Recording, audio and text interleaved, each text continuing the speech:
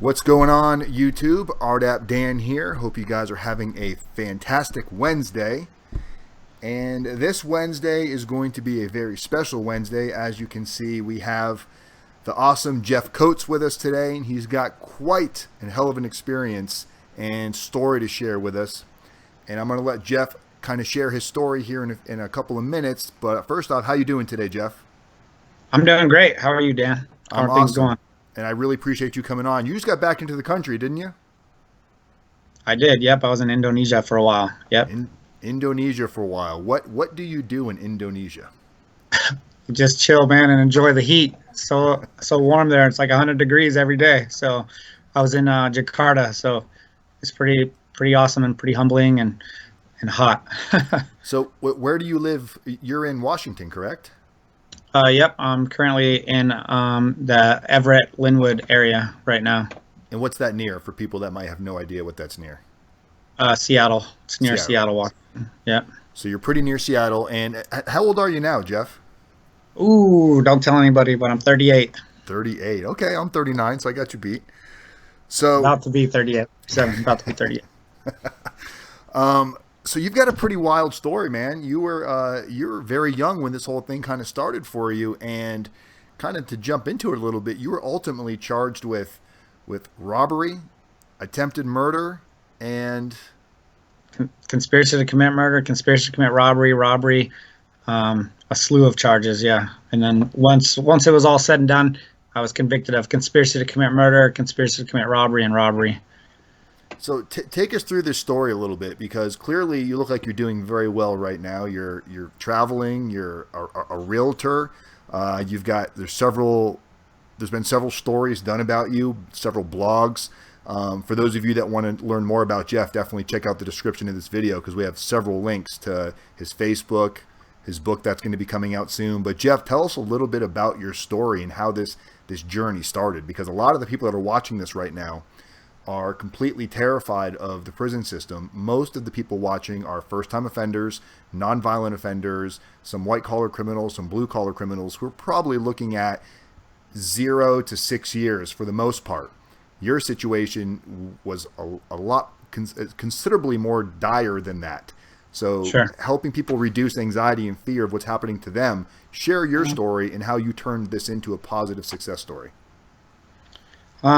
It comes down to mindset, but I'll go into my story. When I was 14 years old, actually it started when I was 13. I was in a group home and kind of was around some guys that had, we were all hard to place foster kids in a sense, or some of the guys were getting out of the juvenile system and had to kind of finish out like a work release type of deal where they were in the group home and then would transition into their home. So we were all together, and I was about to start high school, and I had just come from a foster home, a foster family, and right into this environment. And these guys were that I was hanging around with in there. A couple guys had cars, and one guy that I knew there had a stolen car, and he's just driving it around all the time. And so it made it look like that was kind of a natural, normal thing to do, is just to have a stolen car. So, and I smile a lot when I tell this story, because it's just some of the things that I did back then just did not. It's like, how does it compute? And like, what are you thinking? When you're doing that. And so is that your disclaimer to let us know that you're not glorifying these old days? Exactly. Like, it's been brought up to my attention after interviews sometimes that they're, when you go back and look at certain things in your life and you're like, man, you were so dumb, you kind of smile. But in this case, this is a big deal in my life, obviously, that shaped my life. And so when I tell the story, I'm just thinking to myself, how stupid was I, when going through it. So in the group home, I'm not sure how detailed you want me to be about the story, but I was about to start high school, and someone said, you need to get a car. You need to have a car for going to high school. You can't just be going there, and you don't really have a family, and you don't have nowhere for girls to come to, because we're in this group home. But if you have a nice car, you could you'll stand out and make a good impression. That's kind of where the idea came from. So we wound up making this plan together. There was actually 4 of us at the time that decided to make this plan to go get a guy to sign over his car to us, because as we all know, the title of your car is in your glove compartment, right? No. Is this how you met David? David Grenier is what you mean? Yes. So we hadn't met David Grenier quite yet, no. What took place was we first planned this crime. There was a fourth person in the plan who expressed to give the guy Colombian necktie. Not sure if you know what that is, but it's not good. It takes someone's life. And what is it? Explain what a Colombian necktie is for those people that don't know. Oh well, it's pretty rough. So you cut someone's throat and you pull their tongue out through the cut, and so it clearly takes their life. So. And this is what you were going to use to get somebody to sign over title to their car, is if they don't, they're going to get a Colombian necktie? Well, there was a fourth person in the plan that said that's what we should do to the person that we try to steal his car. And so once he expressed that, we all said no to that. And then we did not wake him up and did not take him with us to do the crime because we were a little nervous. If he would have came with us, he might try to do that. So we didn't take him. And in the end, he's the guy that called the police on us because we didn't take him, which was ironic. But yeah. So yeah, we make this plan. We all leave the group home. We go downtown into the Tacoma area, and we kind of just spend the day down there looking for the person that we are going to commit this crime against. And we come across David Grenier, who you just mentioned a few minutes ago. And we get in his car, and we have him drive us around. We're looking for a secluded place. Now, hold on. You get in his car. Did he allow you to get in his car, or you guys forced yourself into his car? We forced ourselves into his car for sure. Where did you run into him at? How did you guys find him?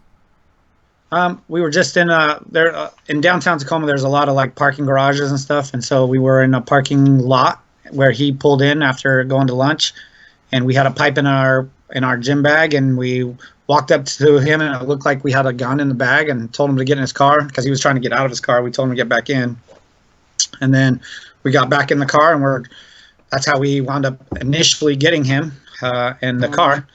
And so once we were in the car, we were driving around, and we're trying to figure out, what do we do now? Like, we have this plan, but now our adrenaline is rushing. Things are happening. It's kind of chaos in all of our hearts and minds. We're just trying to figure out what's the next step here to do.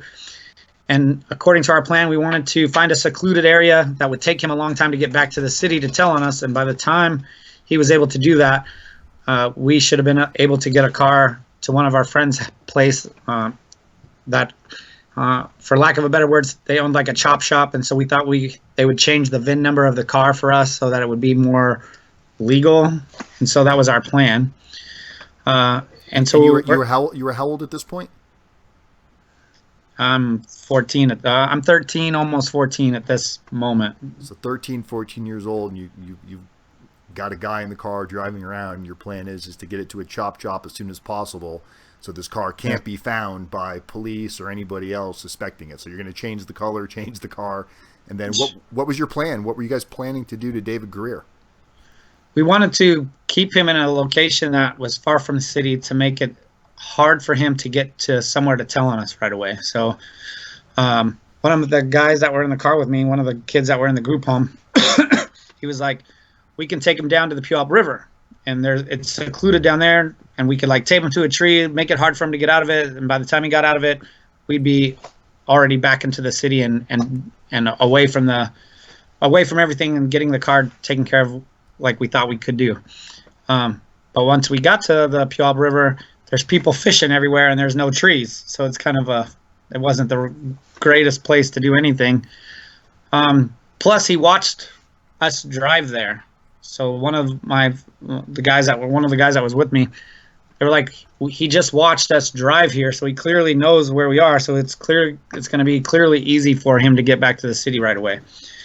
So one of us, I'm not sure who, maybe me, maybe them, I don't remember right off the top of my head, said, well, let's put him in the trunk of the car so he can't see where we're going, and take him to a better secluded space than right here. And so everybody agreed to that.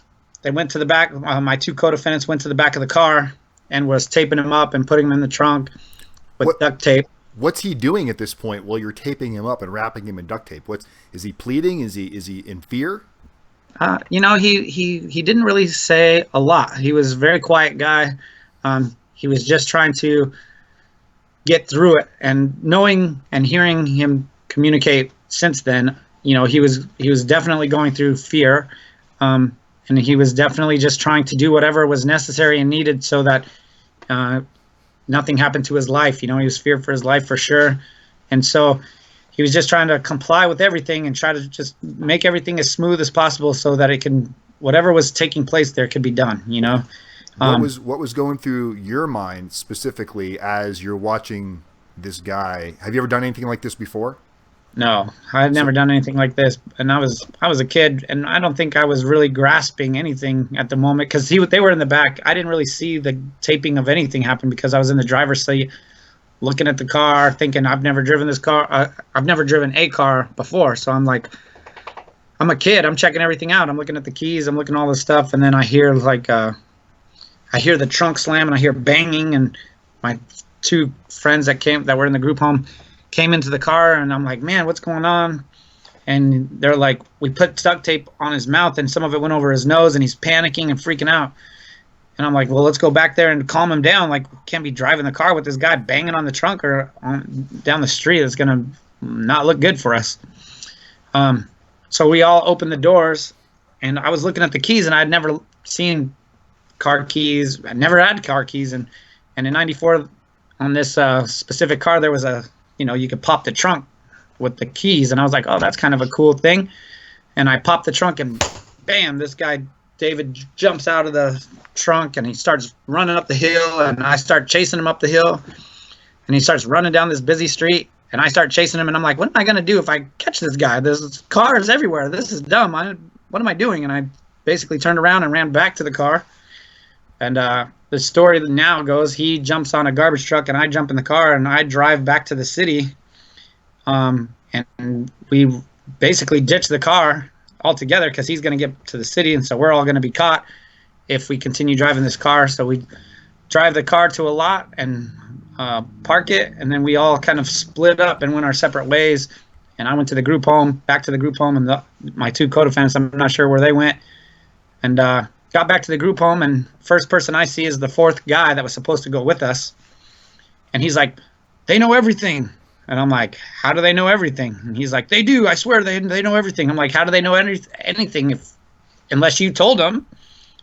And then he was like, oh, I didn't tell them anything. They don't know anything. And 10 minutes later, the police got there and separated us all because by then my other co-defendant had showed up. And then it was a long night at the police station, basically, until they took me to the juvenile to charge us. So you're 13, turning 14. You're now caught. This guy, David Grenier, went running down the street, bound up, got back into the city.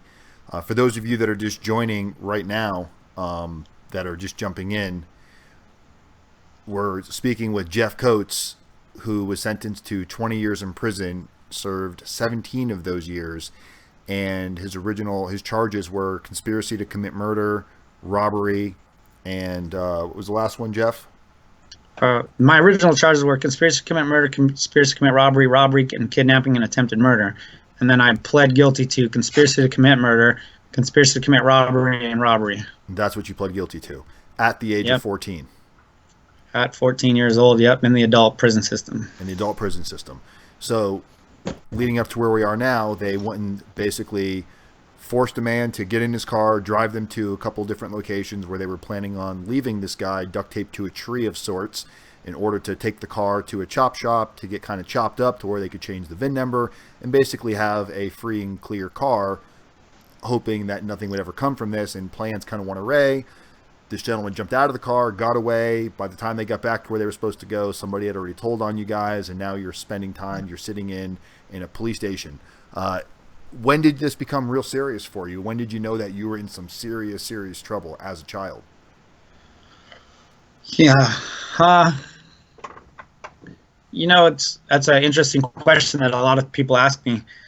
I don't think anything ever registered at that age, and that you're in serious trouble. When you grow up in multiple foster homes and kind of living on the street stuff, doing street stuff, I don't think there was ever a moment while free or in the juvenile even that it clicked that how serious this was. Even when I got sentenced at 20 years, it wasn't until I was actually incarcerated and maybe a year in, I was like, damn, I am stuck here for a minute and this is serious. I think I was just so immature and so not, I don't think my mental growth had come to a spot where it felt serious, which is kind of weird to say, but that's the truth.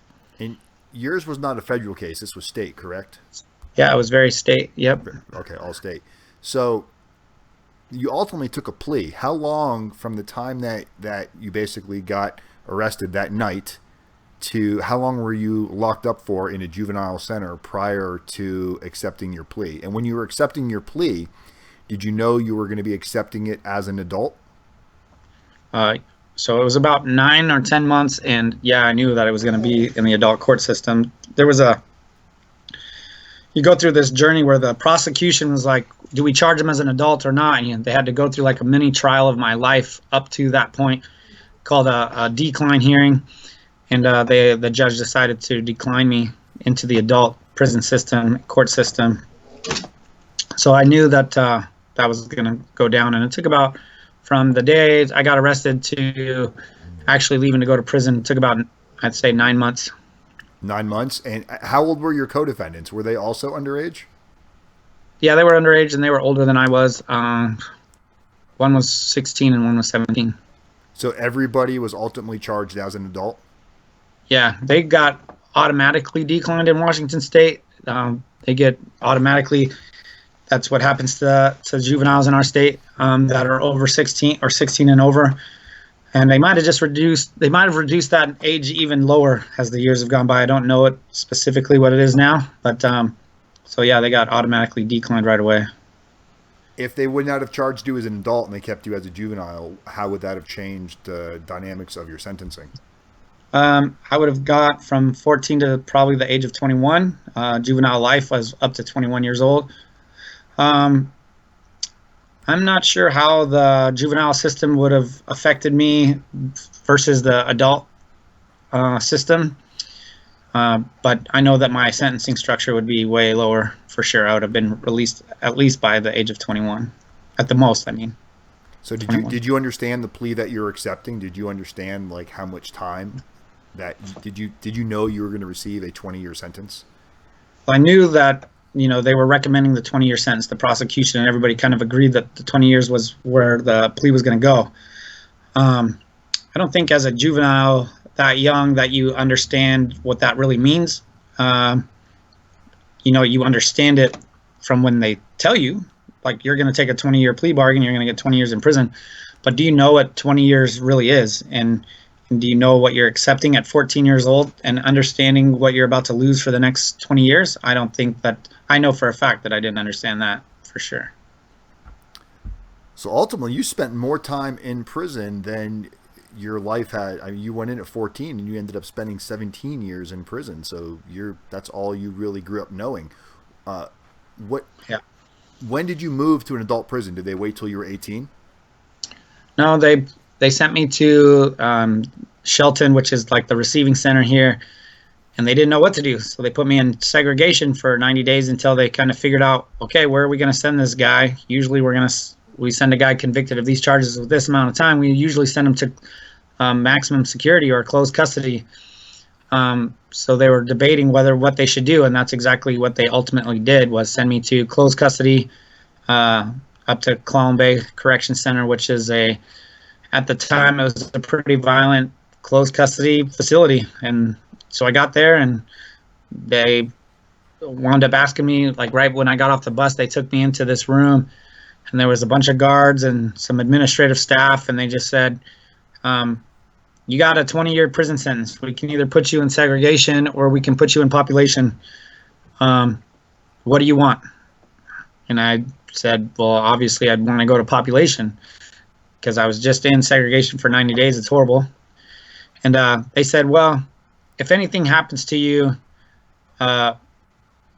basically right now, from now, and they didn't really give me like a timeline. They just said, if anything happens to you, we're going to put you back in segregation until you turn 18. And I was just like, damn, I was thinking in my head, because I had just did 90 days in segregation, and I was like, just the thought, I was just like, damn, man, I do not want to go to segregation for 4 years until I turn 18. This is crazy that they're even telling me this out loud, but I just said, yeah, cool, whatever, let me do my thing, and I'll go to population. And so that day they let me go to population, and I was in it. Was there anybody else in population your age or even close to it?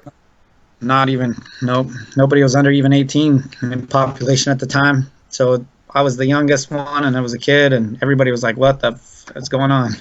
How were you? I mean, a lot of people, I mean, I know you hear stories, you going into a prison system, and it's not like you were going to a camp. You went to a real prison for all intents and purposes. How were people treating you when you first got there? Was it kind of like they wanted to take advantage of you, or that here's somebody that can't really defend themselves type of a situation? Yeah, I'm pretty lucky, actually. It was kind of known in the prison system that a kid was coming to prison. When you're in prison, everybody kind of knows a lot about what's happening before it even happens. Guys work in certain jobs, and they get information, and then that information kind of gets spread across the prison. And so before I even got there, it was kind of known that I was coming. And there were some guys that said, we need to look out for this guy, this kid, when he gets here, so that nothing happens to him, because he's not going to know any of the prison rules and politics and drama. And, we need to look out for him because he's a kid. That's kind of one thing that I've found with being in prison, is there's this mentality to always kind of protect women and children. And even though I was coming to prison as a convicted felon, I wasn't really looked at like that from most of the guys that were in prison. They looked at me as like a kid that, shouldn't be there and should be looked out for. So you didn't have a lot of like predators or people that were trying. I mean, maybe they wanted to, but there was enough people there that put the word out that you were kind of protected in some extent. I feel like that's definitely exactly what took place. Was the fellas, I'll call them the fellas, kind of made a pact that, they'll teach me the ropes, and whenever I'm tested, whatever that means, if I stand up for myself, then they'll kind of always have my back. And that's exactly what happened. I got into and I know something happened about that. We're going to get into that in a minute, because I remember hearing on your podcast that you definitely were tested. Jenny has a question. She wants to know, what is the biggest fear in a child's mind entering the prison system? When it actually when you realized what was going on, what was your biggest fear, if you had any? Jenny knows the answer to that already, but I will say it out loud for everybody. I was like, man, am I going to get raped in this place? What is going to happen here, So getting sexually violated was your biggest fear?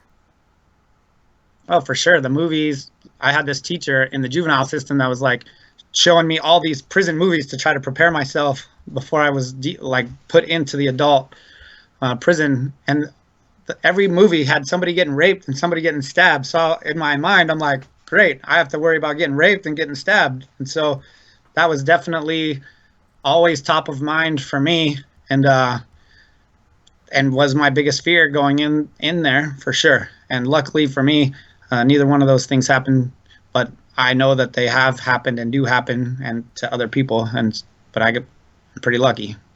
So did they give you a job right away at the age of 14? Like, what was kind of your, let's call it the first 12 months in, not from the time you got arrested, but first 12 months at your actual prison, what was your daily routine like? What were some things that you were doing? Well, when I first got in there, programming, that's what they call like having a job or going to school. That's what they consider. That's the term they use, programming. So my programming was going to school. They wanted me to get my GED right away. They didn't want to offer a high school diploma, things like that. But so I was going to school, trying to just study for the GED. I was taking some computer classes that they had just started. And then and there was a guy that was a supervisor of a job that wanted to help me with getting employment too, and try to teach me a skill. in the prison industries. And so he had called me down to his office and said, hey, I really want to offer you this job and to teach you how to make chairs and stuff while you're going to school. So you have to go to school, but you can also do this job at the same time. And so I was doing that for a few weeks until the superintendent found out about it. And then he personally came down and fired me from the job and said that because I wasn't 16, I wasn't allowed to work, because in Freedom, Labor and Industries has the laws that say that you can't work unless you're 16 years or older. They wound up getting an exception, but then the superintendent denied me to work there anyway after they got the exception. So I wound up just going to school until I turned 16. And then I started kind of getting the prison jobs like everybody else.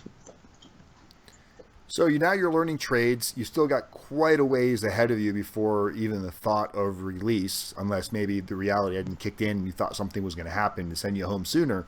But you're building some tools now. You're able to take advantage of the environment you're in. It sounds like prior to going into the prison system, you're in and out of group homes.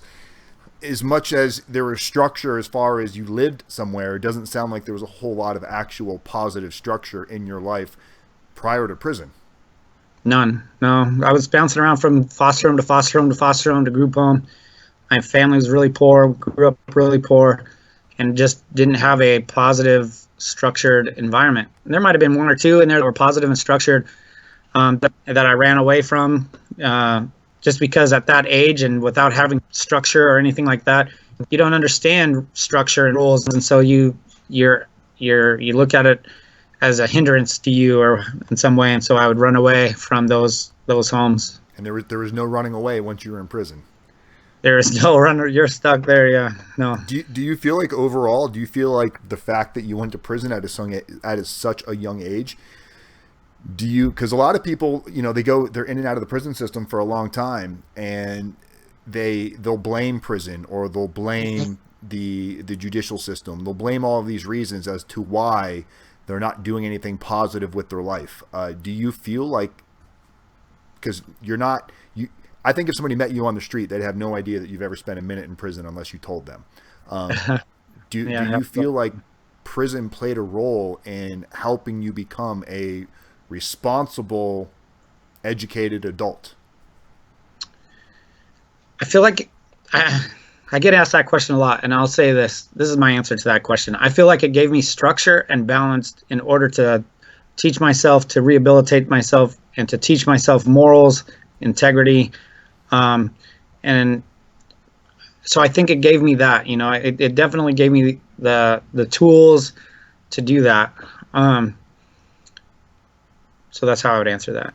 What are some, tell us a little bit about some of the hardships and some of the struggles that came along with your prison experience, because clearly a lot of these classes that you took and a lot of the programming that you did while you were in prison, other than maybe the GED, it wasn't really mandatory. A lot of the stuff was your choice to better yourself. Right. So what kind of choices did you have to make in prison? And also kind of use that to lead into how you were approached. And I think this is where you got into your first fight, correct?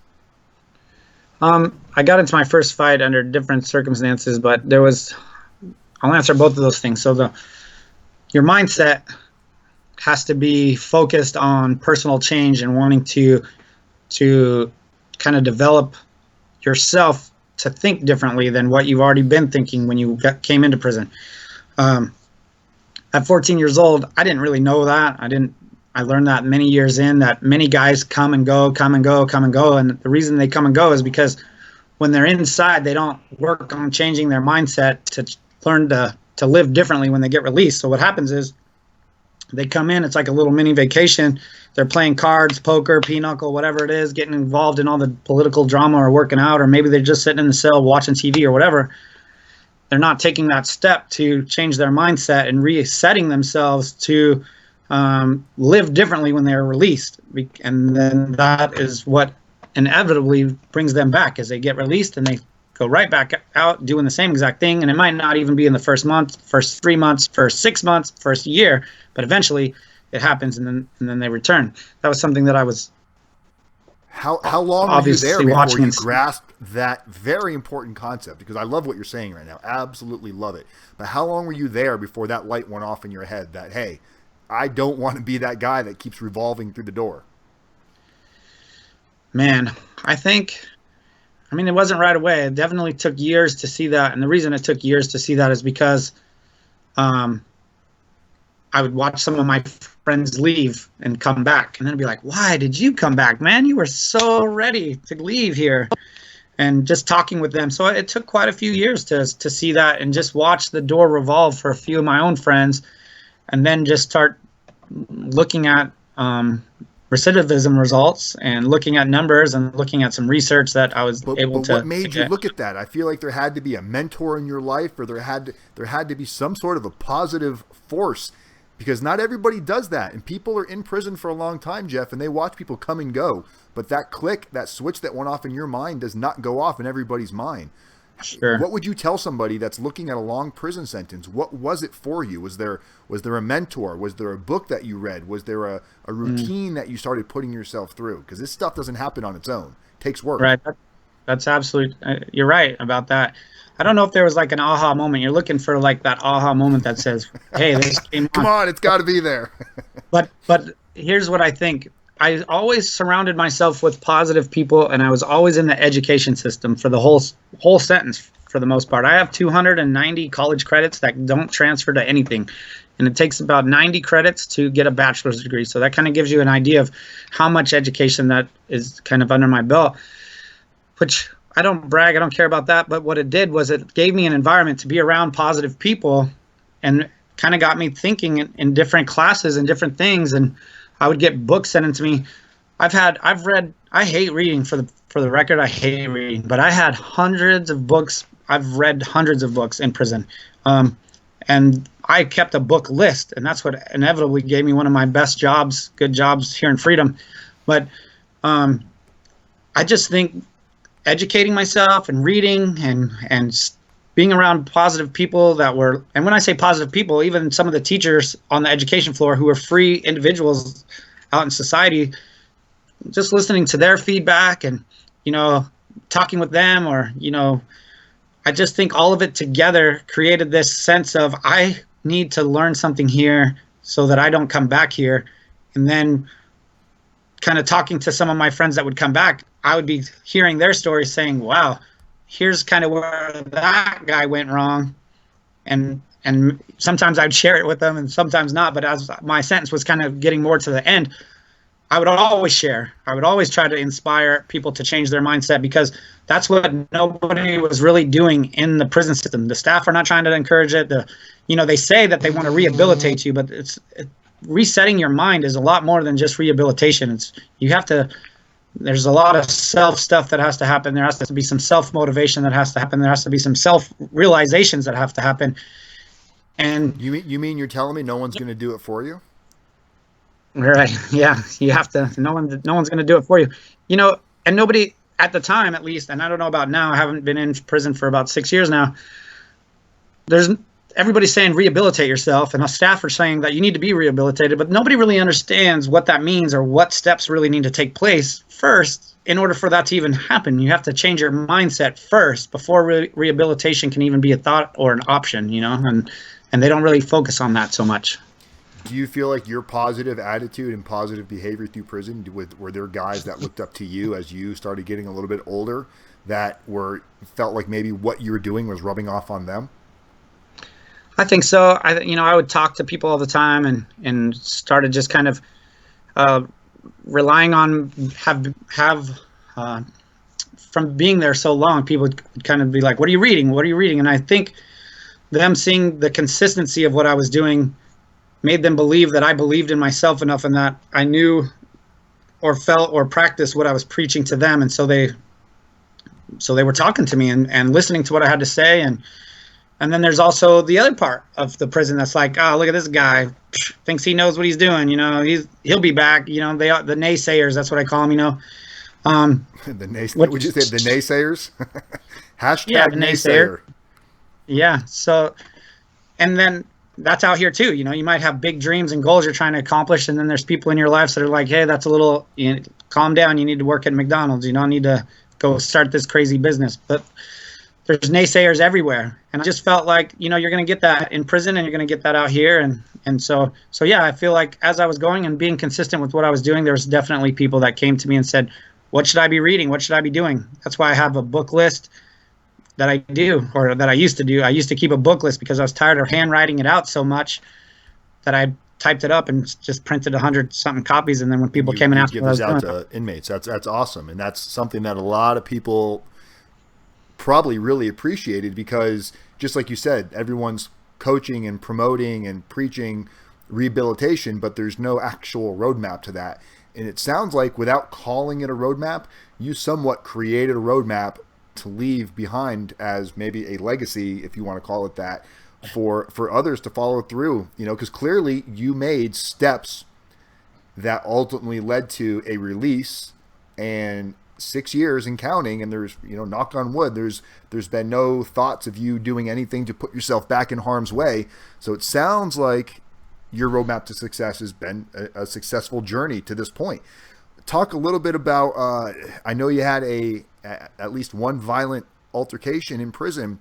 Tell us how that happened, how you dealt with it, and how you overcame it. Well, there was, when I first came into the prison system, I was like, I didn't have a clue what I was doing and or knowing anything. And all I knew was I didn't want to be raped, and I didn't want to be stabbed, and I didn't want to get in anybody's way. And so I was kind of just doing my own thing. And I was walking this yard one day. That's what they call the yard. It's like a big track, like at a football field in a school or something. And I saw this guy who was doing pull-ups, and I had met this other kid in my unit that was doing pull-ups with them. And he had, he knew that I had some questions. And so as I was walking around, he said, hey, and I looked over, and he was this big guy, you know, 256-pound guy or 300-pound guy, and he's doing pull-ups, and I'm this scrawny 14-year-old kid. And I was like, all right, here we go. What does this guy want? And so I go over to the pull-up bar, and he's like, how you doing? And I'm like, I'm doing good, I guess, for being here, you know. And he was like, do you have any questions? I was like, or no, he said, how are you doing, or whatever. And he introduced himself as Big Tom. And I was like, hey, what's up, Big Tom, or whatever. And he's like, do you have any questions? And I was like, yeah, I got some questions. And he's like, what are they? And I was like, did people get raped here? And he was like, yeah. And I was like, do people get stabbed here? He's like, yeah. And he said, listen, all you have to do is just think about the 3 F's. And I'm like, yeah, the 3 F's. Okay, what are the 3 F's? And he's like, fight, fuck, or hit the fence. If somebody's going to disrespect you, are you going to fight them? Are you going to let them fuck you? Or are you going to run to the fence and try to escape? Those are your options here.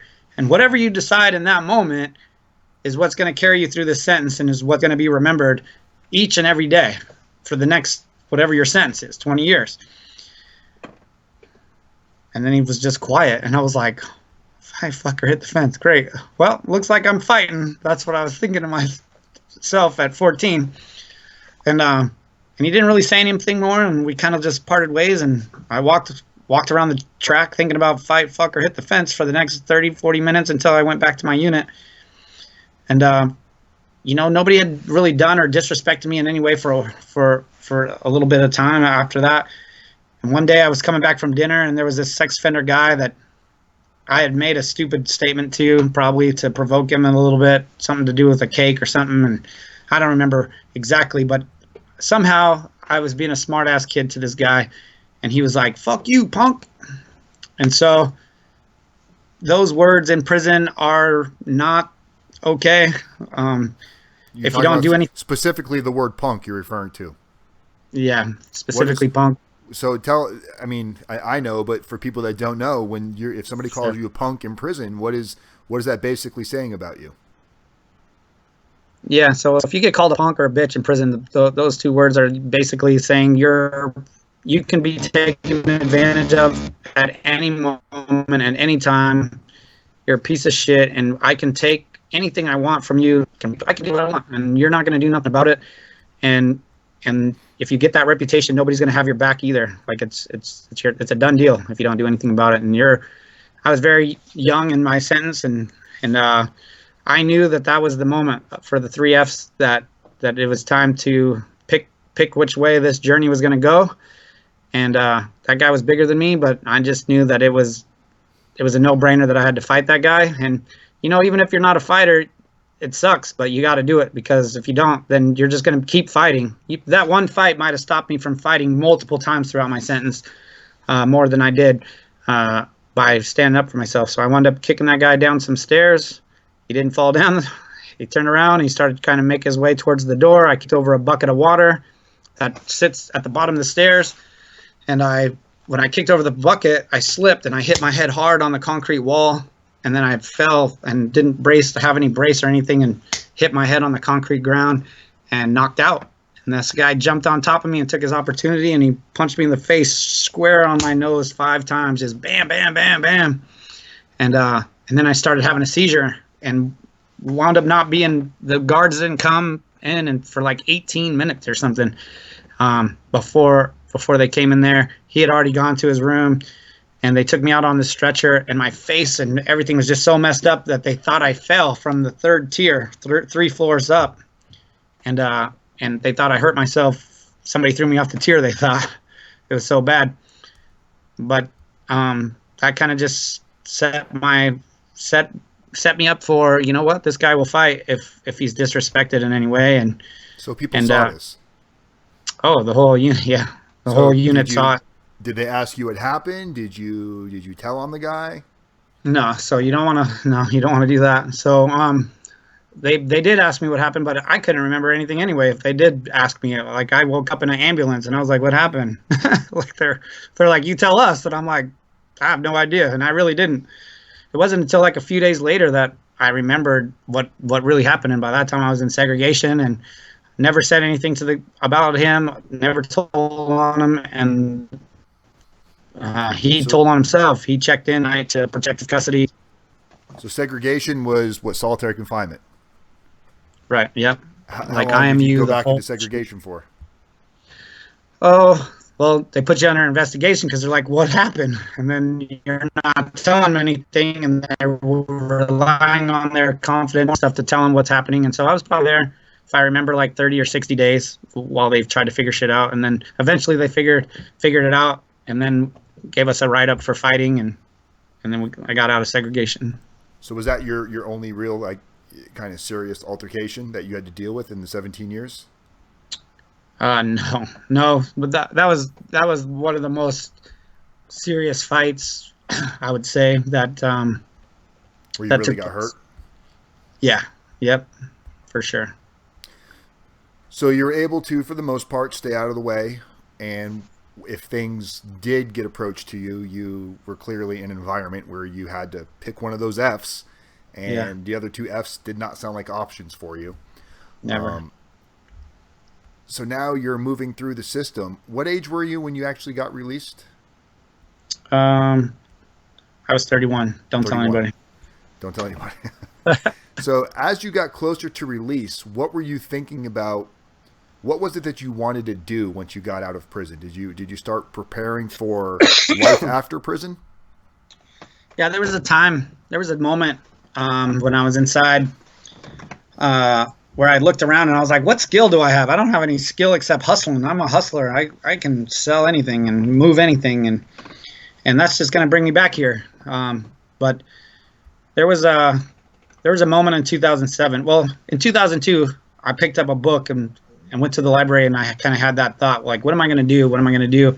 And I went up and went to the library and looked at a real estate book by Robert Sheeman. And I said, man, if this book is any good, I'm going to read all of this guy's books. And so I read his book. I liked what it said. Went and looked up how many other books he had so I could read them. And this guy had like 15 books. And I was like, and I just told you I hate reading. So I was like, fuck, this dude has 15 books. Like, I got to keep my word to myself. And so I read all of his books before I went on to the next author and the next one and the next one. But so I knew that real estate was going to be my journey in one way or another, whether it was selling, flipping, whatever. From starting to read all those books, and just going from Robert Sheeman to Robert Kiyosaki to Dean Graziosi to Tyler G. Hicks, just reading these authors and kind of figuring out each avenue of real estate and how it all plays a part together, and seeing the common denominator was, you got to get a realtor, you got to get a realtor, you got to get a realtor, you got to get a realtor. And I was like, well, why don't I just be a realtor? Because they all need me. So if I can be a realtor, I'd probably be the best piece to do. So I kind of started. What about the obvious roadblock of having a conviction? You know, when I was in there, I would try to look that up, and I wasn't really finding anything that said I couldn't do it.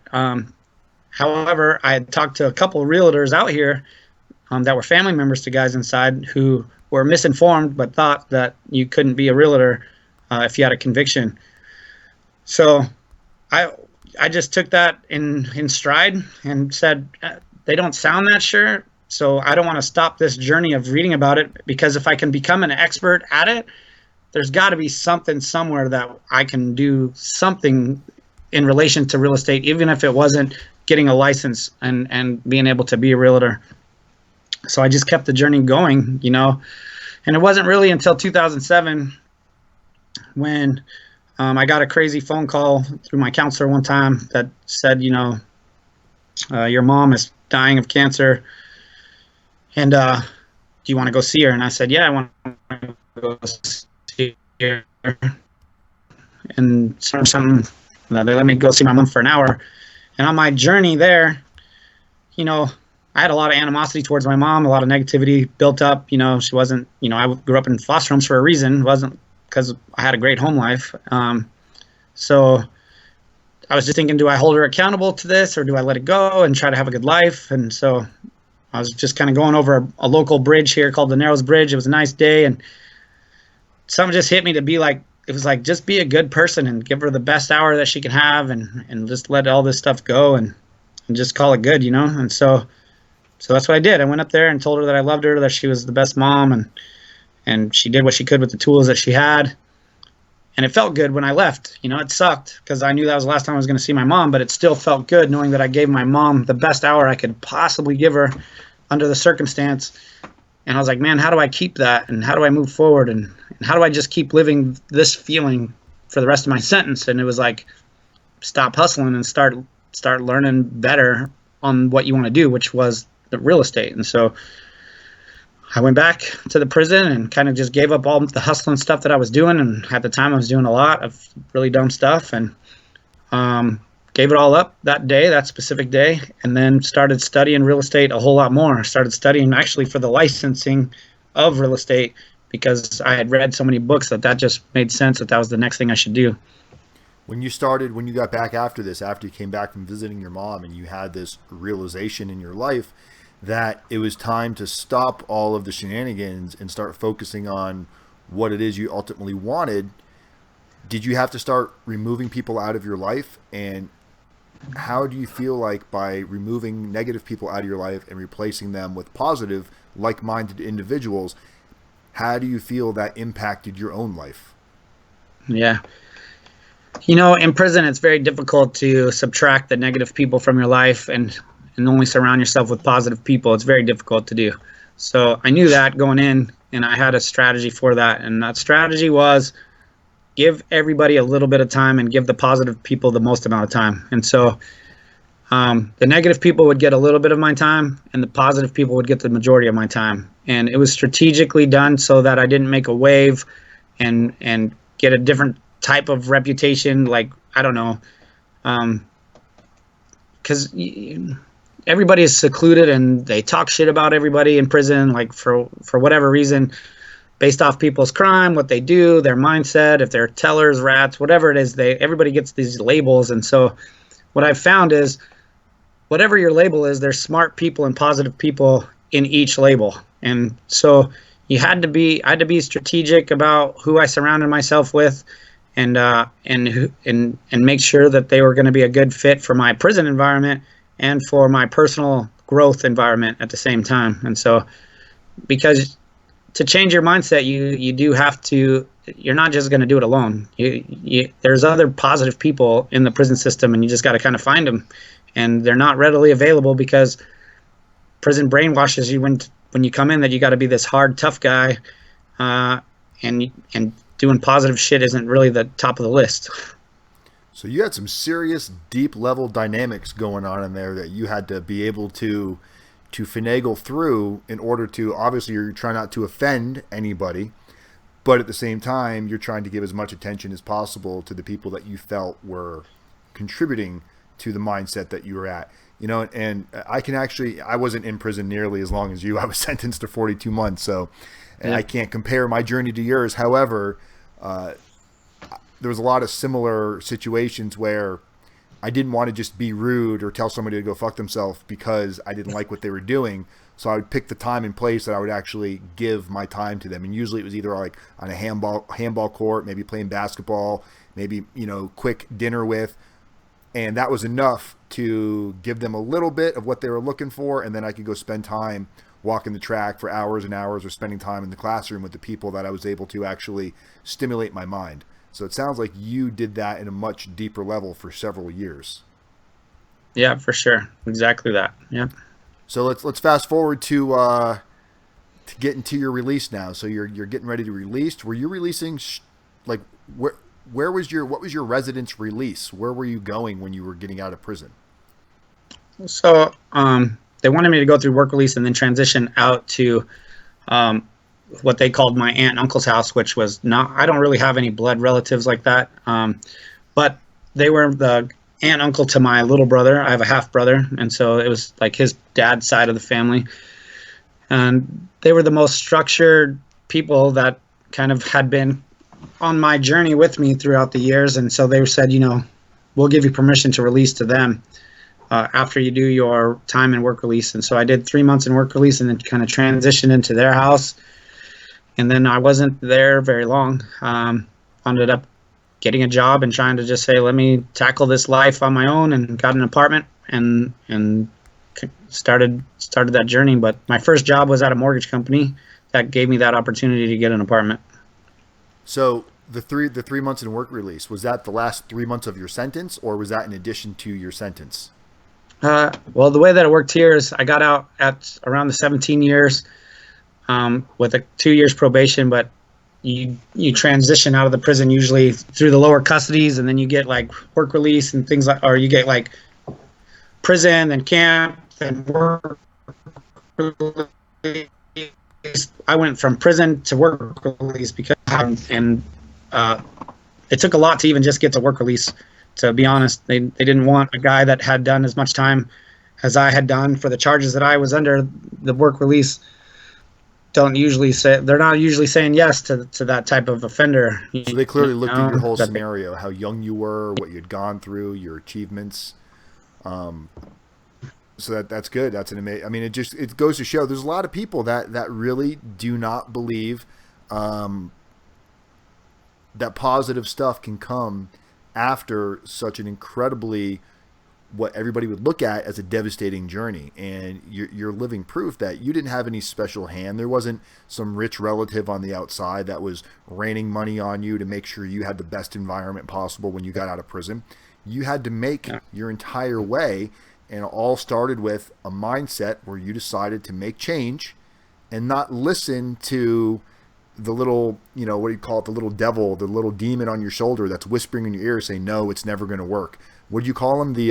We called them haters. Yes, the haysayers.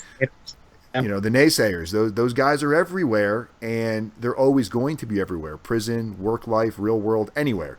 So you said you got your first job in a mortgage office. Now, clearly, were you a loan originator? Because I doubt you were a mortgage broker. You didn't have a mortgage broker license. Were you originating loans? What were you doing? Well, a mortgage broker and a loan originator are one and the same thing here in Washington. So I wasn't either one of those. What took place was I found a document. I found an ad in Craigslist or something looking for a processor, which is a very detailed, crazy job in a mortgage company. And I read this like they do the triple check of all the paperwork to make sure that the file is good enough for the company to loan the money to somebody to purchase it. Yep. So I was like, I could do this job.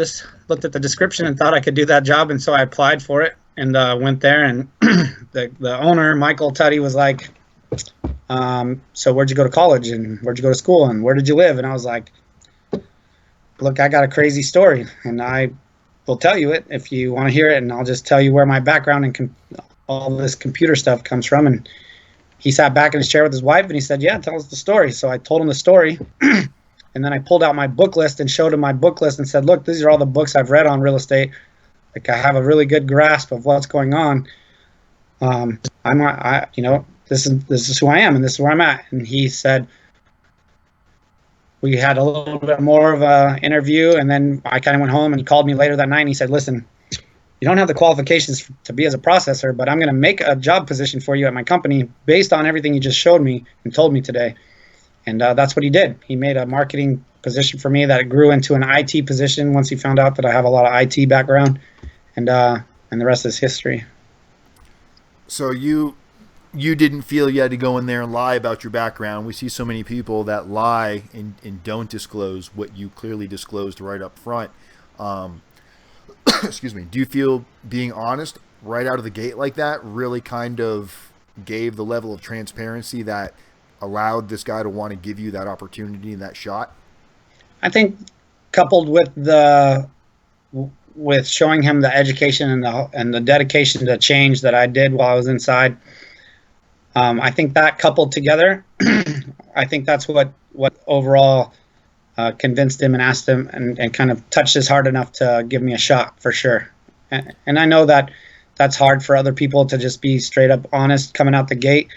I felt like I was a 14-year-old kid that just did 17 years. It's going to be pretty freaking hard to get any kind of job without telling somebody, by the way, I have no communication skills for your life, your stuff out here. I have no idea what's really going on in freedom, except I'm free and I have some skills for work. That's what I got. And so I knew I'd have to just be honest and open about my situation for sure. I mean, just imagine if you had taken a different path, if you had been that guy that just played spades and pinochle and hearts all day and watched different TV shows, and you're reading, love stories, and you're not reading anything of quality. You're engaging in sports, even if you're not getting yourself into trouble. Imagine how hard that would be to get out of prison and not have. I mean, at least you really did train yourself to create potential skill set. Now it's just a matter of finding somebody that's going to allow you to have the opportunity to demonstrate it. But you gave yourself those tools. You made that happen. And there's a lot of people that need to watch this that are going to be going to prison for a period of time, especially if they're at a younger age. They need to realize that everything you do is potentially going to make or break what you want to do in the future. Now here you are, 6 years later. At what point did you become an actual realtor? When did you become a licensed realtor? A few years ago, I think almost 4 years now, maybe 3.5 years. I was working at a mortgage company. I had worked with Michael for a while, then got recruited to another one, and then I wound up getting laid off from that other one because their production was low. And one of my friends said, man, you've been studying all this time to be a realtor. Why don't you try to get to be a realtor? There was a little bit of a setback working at the mortgage company because I never was able to get my mortgage license because of the felony. There's a law across the country, it's a federal law, that if you're convicted of any felony, you cannot have your mortgage origination license. So when I got laid off, a friend of mine called and said, man, why don't you be a realtor? And I was like, I don't want to spend a lot of money, because I actually passed the national and state test to be a licensed loan officer. I actually did that. I went to school, got the license. I passed the test. And then when I submitted for the license, the state was like, no. They said no. And that took a lot of money, right? So now here I am laid off. You're afraid of this same thing happening and going through all of the work, studying, taking the test, just to find out you did everything, but no, you can't have it because you have a felony. So, right. So I wound up, I said, well, let me cut to the chase. I went to Olympia first and was like, hey, I want to study to get my license. Are you going to give it to me if I do it? And they said, send us your paperwork. We're going to take it on a case-by-case basis. And let's read about who you are and what you've done, and we'll make a decision. And I said, okay. So I sent them all my stuff. I sent them a bunch of letters of people that were like, give this guy a shot. And then I got a phone call that said, unofficially, we're going to say yes, but we have to still send this through this process. So if you wanted to get started, go ahead. And so boom, I got started and got my license. I passed the test and then got an official letter from them that said yes, it was okay to be a real estate agent. So Here you are, Mr. Real Estate Agent now. and right now I am a licensed real estate agent. Just actually closed on a property this morning, and so yeah, it's been an interesting journey. I've been on the #1 team in the state. I've even had my own team, and recently have decided that I'm going to go out and just be on my own and focus more on a speaking career with my book. I'm going to have a book come out soon. Let's talk a little bit about that, because I know you really want to let people know about that. Do you have a title? Yeah, so the title of the book is called Reset. It's spelled RES3T. So it's not going to be out yet. So it's going to be, you'll have to come and look for it in a few months. But where can people find it at when it does come out? Where should they go? It's going to be through Amazon at first, right away. So are you going to release this information where they can find it on your Facebook or anything? Yeah, there's a Facebook page that I have called Life Transformed that they can go to, and there'll also be a Facebook page for Reset as well.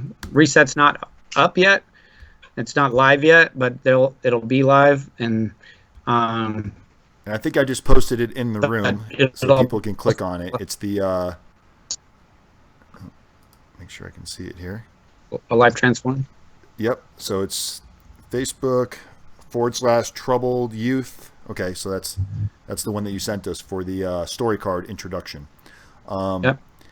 So guys, make sure if you go follow him on Facebook. If you're watching this video right now, follow him on Facebook, because it sounds like this book is going to have, I mean, this is only, we spent 45-50 minutes talking here. I imagine there's going to be a heck of a lot more detail in this book versus what you and I just spoke about here today on the show.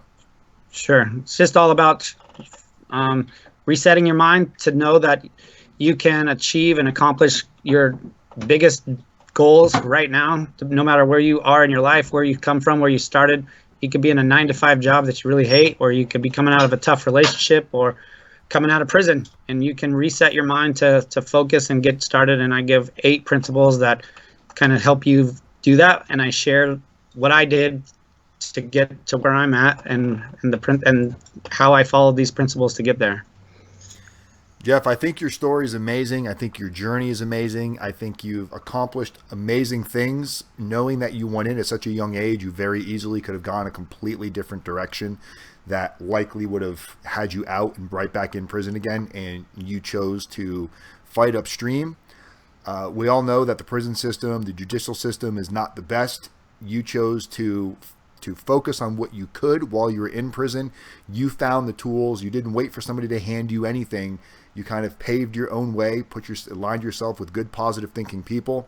May have taken you a minute to get started, being you were so young going in, but the ultimate end result is this person we're seeing here talking to other people right now that are going to be going through a slightly different journey than you, but nonetheless something that they have not come up against prior till right now. You are a 100% true definition of success, and I thank you very much for joining us. And you live so close to me. I didn't know you were back in town. I'm over here in Spokane. I would love to come out and meet you for an afternoon, maybe even do a little live video just from the cell phone there, just to let people see what a day-to-day of your life is actually like. Congratulations on your closing today. That's also success. For sure. What is something you want to leave with somebody right now that might be getting ready to, they're going through the process, they're getting ready to face federal prison, they know there's a day coming where they're going to have to turn themselves in. What is something you wish somebody had told you earlier on that you can leave with somebody right now that's going to be entering into the system? Put you on the spot. Yeah. I would say there's a day that you'll return, and prepare for that day the whole time you're there. That's what I would say. And I would just say that try to find as much positive stuff, and don't get so caught up in any of the drama, politics, whatever it is, because none of it really matters, because you're going to come back out here eventually, and what are you going to show for it when you do? And that's what is really going to matter. Couldn't have said it better myself, guys. We talk about it all the time that your preparation for release from prison should start before you even get there. So, Jeff, you nailed it on the head. I can't wait to have you back on. Guys, please go check out Jeff's Facebook page. It's in the description of this video. I also posted it right in here into the chat. There's also descriptions of the different podcasts he's been on. Go through, check everything out. Is there anything else you want anybody to go check out, Jeff, or has everything really pretty much been covered? You got everything, man. Everything's Awesome. there. All right, guys, I appreciate every single one of you. Don't forget to subscribe to this channel if you haven't already done so. It's real simple. Hit the subscribe button. Also, tap that notification. If you're looking at going through a situation and you feel like you're lost, you feel like you're alone, you don't have to feel that way. It's easy. Pick up the phone. Give us a call. Also, if you're interested in possibly being part of a reality show that is going to be produced by a major production company, we are looking for 2 to 3 people right now that are going to be going through the process. And if you know of anybody that's going to be getting released anytime soon, we're also looking for possible candidates that are going to be getting released from prison as well. Feel free to shoot me an email at rdapdan@gmail.com. Give me a call, 509-434-4695. Don't forget to add yourself to our text list, which is all you got to do is text the word YouTube to 76626, and that'll put you on our notification list to make sure you do not ever miss a live stream. We release those about 10 minutes before every stream, every Monday, Wednesday, and Saturday. As always, I love every single one of you. Every day is a new day, one day at a time. Community as method, people helping people. Thank you again, Jeff, and I'll talk to you soon, everybody. All right.